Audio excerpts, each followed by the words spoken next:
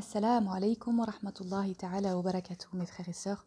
Nous continuons avec les ruses de Shaitan pour tromper les soufis concernant la prière.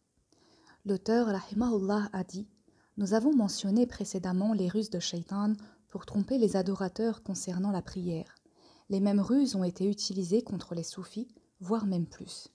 En effet, Mohammed ibn Tahir al-Maqdisi a mentionné que parmi leurs traditions, par lesquelles ils se sont distingués et auxquelles ils s'apparentaient, figure le fait d'accomplir une prière de 2 rak'a après s'être habillé de vêtements rapiécés et après le repentir, appuyant son argument par le hadith rapporté de Thumama ibn Uthal, disant que lorsqu'il a embrassé l'islam, le prophète, sallallahu alayhi wa sallam, lui a ordonné d'accomplir les ablutions majeures.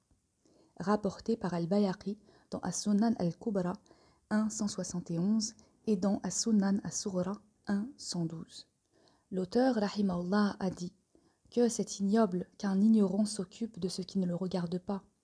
Thumama était un mécréant avant de se convertir à l'islam, et lorsqu'un mécréant devient musulman, il doit accomplir les ablutions majeures conformément à l'école juridique de certains savants, tels qu'Ahmed ibn Hanbal. Quant à l'accomplissement de la prière des 2 rak'a, aucun savant n'a ordonné cela à quelqu'un qui s'est converti à l'islam. De plus, on n'a pas mentionné de prière dans le hadith de Thumama pour en faire une comparaison analogique. Ceci n'est en réalité que de l'innovation religieuse que l'on a appelée tradition.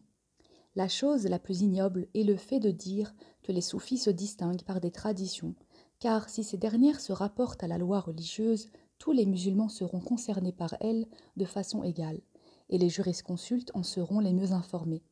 De quelle façon les soufis se distinguent-ils par ces traditions ? Si c'est par leurs expériences personnelles, ils se sont certes distingués par elles, étant donné quelles sont leurs inventions.